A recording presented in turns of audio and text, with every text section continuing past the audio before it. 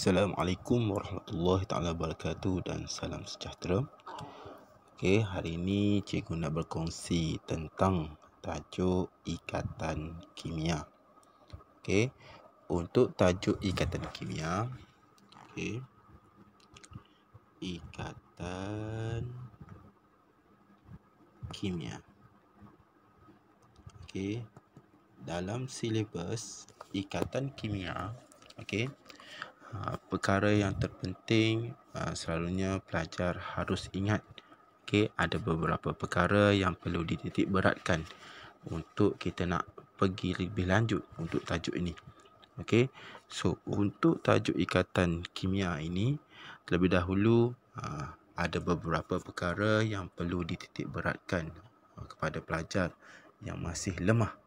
Okey, kepada pelajar yang lemah, awak kena baiki macam mana? Awak kena take note beberapa perkara yang perlu cikgu senaraikan sekejap lagi. Okey, untuk awak lebih jelas lagi untuk tajuk ikatan kimia ni. Okey, so untuk tajuk ikatan kimia ada beberapa tips yang perlu awak kendalikan untuk diri sendiri awak. Okey, yang pertama, perkara yang perlu awak tahu adalah tentang elektron valence. Okey, elektron valence.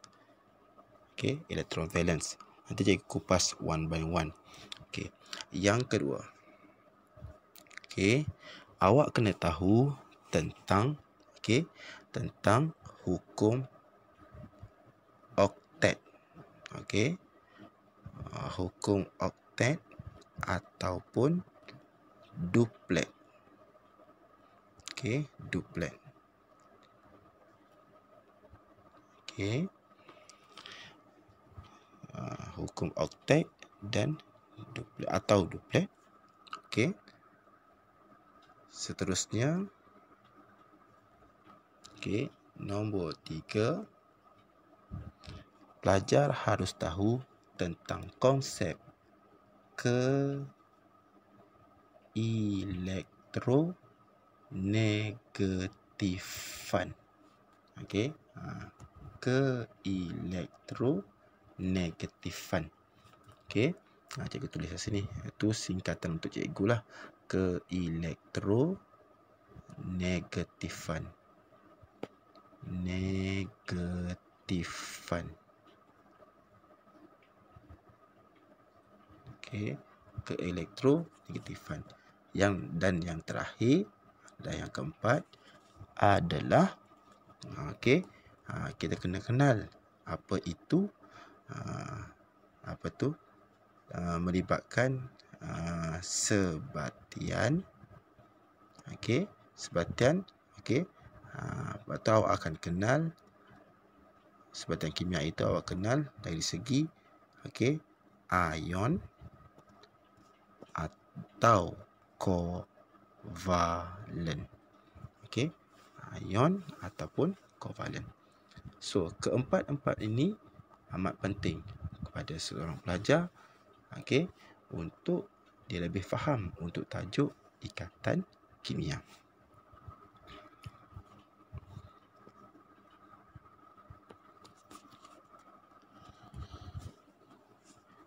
Okey, seterusnya cikgu sambung balik. Okey, cikgu akan kupaskan satu-satu.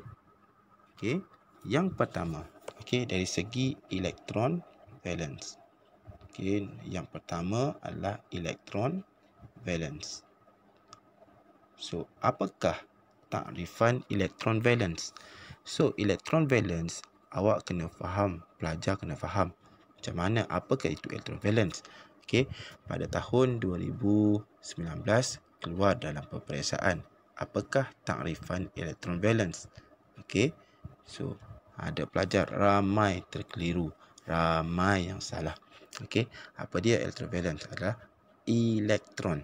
Okey, elektron yang berada pada petala paling luar. Okey, paling luar. Okey. Atau petala apa? Terluar. Itu takrifan untuk elektron valence. Okey, kenapa? Disebabkan elektron valence elektron. So awak kena ingatlah elektron valence. So, apakah itu elektron valence? Dalam takrifan, elektron yang berada pada petala paling luar atau terluar. Petala terluar. Okey. So, apakah itu elektron valence? Okey. Sebagai contoh. Okey, sebagai contoh, cikgu ambil lithium. Okey, lithium. Atom lithium. Okey. Atom lithium mempunyai proton number adalah 3. So, nombor proton adalah 3. Okey. Disebabkan dia atom, bilangan elektronnya adalah 3. Okay. Bila kita dah tahu bilangan elektron dia adalah 3, jumlah elektron yang ada dalam atom lithium adalah 3, maka awak sudah tahu susunan elektron dia. Okey, susunan elektronnya. Okey. So, susunan elektronnya adalah 2, 1. Okey. So, bila awak tahu susunan elektron dia adalah 2, 1, maka 2 depan ini adalah petala yang pertama. Okey, petala yang pertama, dan yang ini pula adalah petala yang kedua. Okey. So, dia ada 2 petala. Maka, yang di belakang ini, yang nombor 1 inilah digelar sebagai elektron valence. Okey. So, bila awak dah kenal elektron valence itu apa, maka kita akan lompat. Kita pergi ke nombor 2. Nombor 2 tadi adalah apa? Merujuk kepada hukum oktet ataupun duplet. Okey. Cikgu ringkaskan oktet atau duplet. Okey, berbalik kepada contoh tadi. Okey, iaitu apa? Iaitu susunan elektron bagi atom lithium tadi. So, dia adalah 2, 1. Maka kalau kita tengok 1 di belakang ini adalah dia tidak mencukupi. Okey, tidak mencukupi untuk nak stabil. Okey, nak stabil. Bila nak stabil, maka atom lithium tadi perlu bersifat untuk lepaskan elektron. Dia tidak menerima elektron, tetapi melepaskan elektron. So, dia perlu melepaskan 1 elektron ini. Okey, bila dia melepaskan 1 elektron ini, dia akan membentuk ion lithium. Okey, bila jadi ion lithium, elektron dia semakin berkurang 1, maka dia sudah menjadi 2. Bila sudah jadi 2, maka dia sudah menjadi duplet, iaitu telah mencapai susunan elektron yang stabil, iaitu duplet. Okey, cikgu nak tambah lagi. Okey, sebab ada pelajar masih tidak faham kenapa dia boleh mempunyai nombor proton cas positif 1. Okey, dia begini. Okey, atom lithium, susunan elektron dia adalah 2, 1. Okey, maka susunan elektron dia adalah 2, 1. Okey, susunan elektron dia adalah 2, 1. Okey, kalau tersasul, minta maaf lah. Okey, dia adalah 2, 1. Maka elektron bilangan elektron dia adalah 3 biji. Tiga lah, 3 biji. Okey. Okey. So, bila satu ini dilepaskan, okey, bila ini dilepaskan, okey, maka proton dalam atom litium, okey, dalam atom litium masih kekal, iaitu 3. Okey. So, 3 maksudnya adalah charge negatif 3. Proton positif 3. Okey. Bila kita totalkan negatif 3 dengan positif 3, maka adalah sifar. Sebab itulah atom litium dia tak ada charge, kerana seimbang, iaitu negatif 3 dan positif 3. Tetapi atom litium dia tidak stabil. Bila tidak stabil, satu tadi perlu dilepaskan. Okey? Okey. Bila elektron dilepaskan satu, maka proton tetap akan menjadi 3. Maka dia mempunyai charge positif 3. Okey. Berbalik kepada ion. Berbalik kepada elektron. Bila berbalik kepada elektron, okey, bilangan elektron telah menjadi 2. Kenapa? Sebab dia dah telah buang tadi. Ni, yang ini. Okey. Dia telah buang 1. Maka negatif 2. Maka bila kita total balik, akan jadi positif 1. Maka ion yang terbentuk adalah ion litium positif 1. Jelas itu untuk kita nak kenal kenapa dia menjadi positif 1. Okey.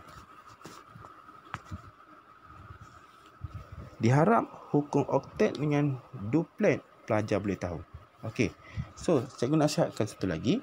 Okey, bila sebut atom, okey, atom, okey, awak kena tahu atom ini dalam bumi, okey, yang stabil maksudnya dia wujud sebagai mineral yang paling mudah dijumpai adalah unsur bebas, iaitu atom apa dia? Aurum, iaitu emas. Okey. Intan dan platinum. Ini memang akan jumpa, dia Lone Ranger, dia akan jumpa dalam kerak bumi. Okey, yang lain, unsur-unsur yang ada dalam bumi ini, kalsium apa, dia tak ada. Kalsium seorang dia kalsium tak. Dia akan terbentuk kemungkinan kalsium karbonat, dia berbentuk oksida. Okey, campuran-campuran lain, sebatian-sebatian lain. Okey. Okey. So, bila sebut atom, sebenarnya dia tidak stabil. Okey, ada yang tidak stabil. Macam tadilah litium. Okey, maka dia perlu bergabung dengan lain. So dia tak akan wujud dalam litium. Dia akan membentuk, kemungkinan akan jadi litium oksida. Litium oksida. Sebab dia tidak stabil. Bila tidak stabil, dia perlu bertindak balas dengan unsur lain untuk membentuk suatu sebatian. Okay? Macam emas. Awak takkan jumpa lagi emas oksida, emas hidroksida. Tak ada. Aurum hidroksida. Tak ada. Okay? So, biar jelas. Bila macam tu, okay, awak biar faham tentang konsep ni dulu. Okay. Okay. So, cikgu nasihatkan awak satu lagi. Bila sebut atom, dia tidak stabil. Tetapi, bila sebut ion, sebenarnya dia sudah stabil. Sebab itulah, bila sebut ion, dia stabil. Bila stabil, dia dalam keadaan oktet atau duplet. Okey. Ya. Okey. Okey. Seterusnya, nombor 3. Okey, nombor 3 kita masuk tentang keelektronegatifan. Okey, keelektronegatifan. So, keelektronegatifan awak kena tahu. Okey, keelektronegatifan awak kena bezakan keelektropositifan, keelektronegatifan. Okey, dalam JBU, jadual berkala unsur. Dalam jadual berkala unsur, okey, kalau awak perasan, kalau awak tengok, okey, sebelah kiri kebanyakannya adalah logam. Sebelah kanan dalam kala dia adalah bukan logam. Okey. Nah, okey. So, paling mudah untuk keelektronegatifan, awak kena tahu bukan logam lah yang akan membentuk cas negatif. Dia akan mudah membentuk cas negatif, bukan logam. Sebagai contohnya, oksigen. Oksigen akan jadi oksida. Oksida, okey, oksigen dia akan bertukar menjadi oksida. Boleh? So, keelektronegatifan. Harap-harap pelajar kamu jelas tentang itu. Keelektronegatifan. Bila sebut keelektronegatifan, dia ada kaitan dengan bukan logam. Okay. Dan yang terakhir sekali. Okay. Dan yang terakhir sekali adalah sebatian kimia, iaitu kovalen dengan ion. Okay. So, untuk ion, pelajar perlu ingat dia adalah gabungan logam dengan bukan logam. Cikgu, kena hafal ke logam dengan bukan logam? Ya. Macam tadilah, dalam jadual berkala awak akan kenal yang mana logam dan bukan logam. Seterusnya, untuk kovalen. Kovalen. Ejaan biar jelas. Okay, bila sebut kovalen, apa dia? Maksudnya, dia adalah gabungan, campuran, iaitu bukan logam dengan bukan logam.